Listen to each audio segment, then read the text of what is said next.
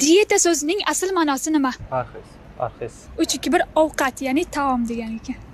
Bo'ldi, hozir bitta qo'yib turamiz hozircha. Qanday sonlar ratsional sonlar deb ataladi? Ratsional sanoq sonda ishlatadigan sonlar. Barcha butun sonlar. Ekosistema nechta tarkibiy qismdan tashkil topgan? 2ta. 2ta, to'g'ri. Ularga inson organizmida o'zini o'zi davolashga qodir bo'lmagan yagona qism qaysi? Ko'p boramiz. Tish, to'g'ri. Bularga. Menga aytdiring, aytdiring. Depressiyaga qarshi kurashadigan eng foydali meva qaysi? Anormi?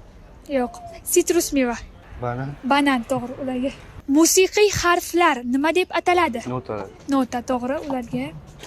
Barcha uchun vizasiz kirish mumkin bo'lgan yagona davlat qaysi? Qozog'iston. Yo'q. Barcha uchun. Ekvador. Bo'ldi, o'yin tugadi, rahmat.